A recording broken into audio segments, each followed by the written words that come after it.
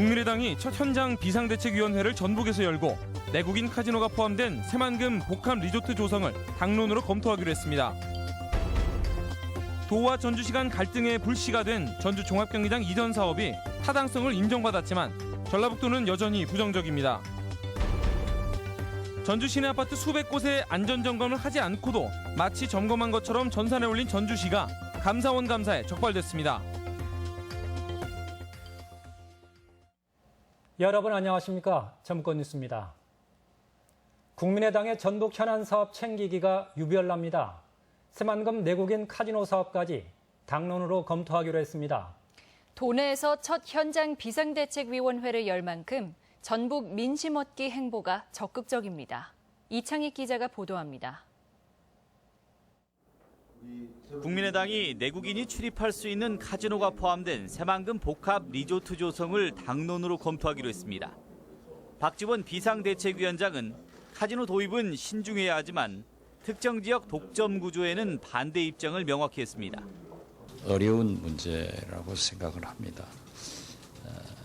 그러나 언제까지 강원랜드가 독점해야 되는가? 내국인 카지노는 종교나 시민단체 반발로 공감대가 높진 않지만 내국인의 출입 장벽을 높이고 전문가 토론회 등으로 이해를 넓혀가겠다는 입장입니다. 김관영 의원도 내국인 카지노가 성사되면 새만금 복합 리조트에 최대 10조 원대를 투자하겠다는 싱가포르 샌즈그룹의 적극적인 투자 의향을 설명하며 새만금 활성화의 전기가 되기를 기대했습니다. 샌즈그룹만을 염두에 두고 있지 않고 MGM이라든가 윙이라든가 전 세계에 있는 많은 업체들이 있습니다. 그런 업체들을 경쟁을 붙여서.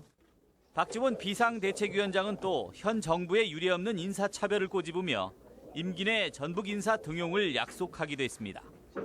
이정현 대표에게 그러한 것을 강하게 전달하겠습니다. 국민의당은 이 밖에 SOC 예산을 전북 요구대로 편성하고 정부의 차별적인 예산 배정도 뜯어 고치겠다며 변함없는 지지를 부탁했습니다. MBC 뉴스 이창익입니다. 전북 환경운동연합은 성명을 내고 내국인 카지노가 설립되면 전북 도민들 역시 도박의 유혹에 빠지게 돼 지역사회가 치를 사회적 비용이 커질 것이라며 반대 입장을 분명히 했습니다. 또한 관광객이 카지노가 있는 복합 리조트 안에만 머물면서 인접 지역의 경제적 파급 효과도 미흡할 것이라고 반박했습니다. 전주 종합경기장 이전 사업 갈등이 전라북도의 발목 잡기로 비춰지고 있습니다. 정부 출연 연구기관에서까지 타당성을 인정했지만 전라북도는 여전히 부정적입니다. 박찬익 기자가 보도합니다. 36년 전에 지어져 낡을 대로 낡은 전주 종합경기장. 전주시는 이곳에 시민들의 휴식 공간인 도심 생태공원을 조성할 계획입니다. 대신 월드컵 경기장 주변에 일종 육상 경기장과 야구장 등 대체 시설을 짓기로 했습니다. 700억 원의 사업비를 국비나 지방채 발행으로 조달해 오는 2019년까지 완공한다는 계획입니다. 타당성 조사 용역을 맡은 한국지방행정연구원도 종합경기장 이전이 경제성은 낮지만 현재 시설이 너무 낡은 데다 도내 국제 경기를 치를 육상 경기장이 없다는 점을 고려할 때 경기장 신설은 타당하다고 인정했습니다. 경기장 신설의 첫 관문을 무난히 통과한 것입니다. 하지만 다음 단계인 전라북도와 행정자치부의 투자 심사가 변수입니다. 먼저 이행 조건을 하기 위해서 하는 사업이기 때문에 도에서 크게 반발을 해야 될 이유가 없다고 그렇게 생각하고 있습니다. 전라북도는 지난해 자체 재정으로 경기장을 짓겠다는 전주시의 계획에 의문을 제기하며 발목을 잡았습니다. 전주시는 현 김승수 시장이 취임하면서 송화진 도지사가 전주시장 시절 추진했던 롯데 쇼핑몰 입점과 기존 민간 투자 방식을 뒤집고 자체 재원을 통해 종합경기장을 개발하겠다고 밝혀 전라북도와 갈등을 빚어왔습니다. 그 700억 부분으로 과연 사업을 할 수 있는지 그 부분이 좀 앞으로 중투에서 이제 쟁점이 될 것 같고. 전라북도는 일단 행정자치부의 투자 심사는 막지 않겠다는 방침입니다. 하지만 쇼핑몰 계약 파기에 따른 롯데측과의 법적 문제 해결과 컨벤션 센터 건립 계획도 추후 함께 제시한다고 밝혀 또 다른 갈등을 예고했습니다. MBC 뉴스 박찬익입니다. 전주시가 노후 아파트 안전점검을 조작한 것으로 드러나 충격을 주고 있습니다. 점검을 했다는 노후 아파트의 90%가량이 허위였고 실제 점검도 형식적이었습니다. 강동엽 기자가 보도합니다. 준공된 지 40년 가까이 된 전주 시내의 한 아파트입니다. 지난해 하반기 전주시 안전점검에서 건축물에 문제가 없다는 A등급을 받았습니다. 하지만 감사원 조사 결과 안전점검은 없었던 것으로 드러났습니다. 이처럼 실제 안전점검을 하지 않고 마치 점검을 마친 것처럼 허위로 전산에 올린 아파트는 전체 조사 대상의 88%인 469곳에 이릅니다. 반기별로 점검해야 하는 기한에 맞추기 위해 국가재난관리 시스템에 전에 받은 조사 등급을 그대로 올린 겁니다. 건수가 많다 보니까 또 담당자가 이 업무만을 보고 있는 것이 아니고 같이 보고 있다 보니까 업무가 가다해서. 뿐만 아니라 형식적인 점검도 도마 위에 올랐습니다. 아파트와 종교시설, 대형 건축물 270여 곳의 평균 점검 시간은 5분에서 8분에 불과했습니다. 심지어 상당수는 정부에서 마련한 시설별 체크리스트도 없이 점검에 나섰던 것으로 밝혀졌습니다. 특히 대한방직과 관광명소인 전동성당 등 170곳은 특정관리 대상 시설물에 올려 매년 안전점검을 해야 하지만 등록조차 하지 않고 있다가 적발됐습니다.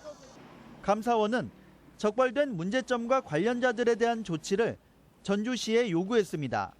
MBC 뉴스 강동엽입니다. 전라북도 지방은 오늘 전주 등 11개 시군에 폭염 경보가 내려지는 등 찜통더위가 계속됐습니다. 오늘 낮 최고 기온은 완주가 36.9도로 가장 높았고 익산 35.4, 정읍 35.1, 전주 34.1도 등을 기록했습니다.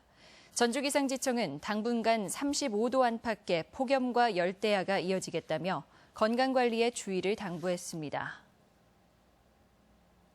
곤충이 약용이나 화장품, 식용으로까지 주목을 받으면서 산업화가 관심입니다. 여전히 높은 생산 비용과 곤충을 대량 생산할 기술 개발이 관건입니다. 유룡 기자의 보도입니다. 농촌진흥청이 국내 업체에 기술을 이전해 만든 아토피 완화 화장품입니다. 왕진에 같은 곤충이 세균에 대항하기 위해 분비하는 물질인 스콜로펜드라신을 추출해 첨가한 결과 다른 치료제보다 아토피가 15% 이상 빠르게 완화되는 것으로 확인됐습니다. 시내는 옛날부터 민간요법으로서 관절염이라든지 중풍 이런 데가 많이 서여왔었고 2013년 특허 출원된 기술인데 최근에야 시제품이 출시돼 상용화의 가능성을 타진하고 있습니다.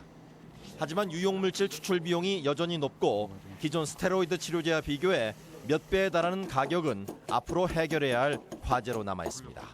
지금은 이제 합성하는 어떤 기술이 굉장히 진보되면서 지금 한 20만 원 정도 합니다. 3종에. 3종에 20만 원? 예. 왕진에는 자연 환경이 오염되지 않은 일부 섬 지역에서나 채집되고 밀식 사육했을 때는 쉽게 퇴화돼 대량 생산을 위한 기술 개발도 필요합니다.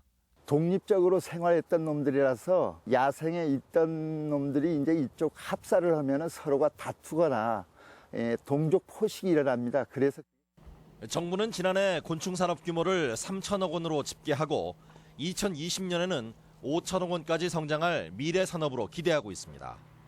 하지만 무주 반딧불 축제 등 지역 축제 효과가 그중 2천억 원을 차지하고 식용과 약용은 100억 원도 되지 않는 등 아직은 걸음마 단계여서 보다 적극적인 대책이 필요한 실정입니다.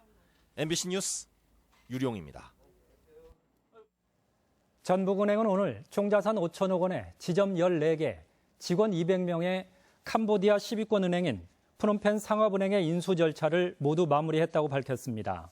전북은행은 수익 구조를 다변화하기 위해 캄보디아의 은행 인수를 추진해왔습니다. 전라북도에 따르면 지난달 말까지 신고된 올해 도내 외국인 직접 투자액은 5억 7,700만 달러로 작년 같은 기간 대비 3배 넘게 늘었습니다. 대표적인 외자 유치로는 군산에 1,500억 원을 투자한 삼양 파인 테크놀로지와 도레이 군산공장, 김제 지평선 산업단지에 들어선 로열 캐닌 등입니다. 오늘의 간추린 뉴스입니다.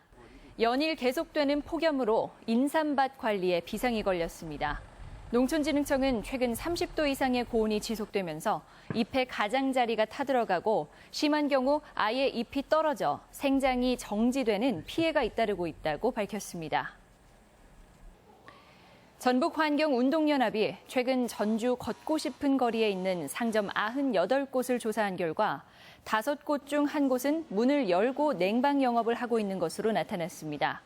이 단체는 상가 반발이 심해 단속이 제대로 이루어지지 않고 있다며 에너지 절약을 위해 상인들의 자발적인 참여를 촉구했습니다.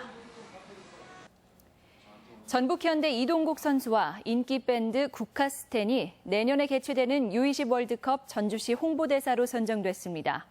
이들은 대회 성공 개최를 위한 적극적인 홍보 활동을 약속했습니다.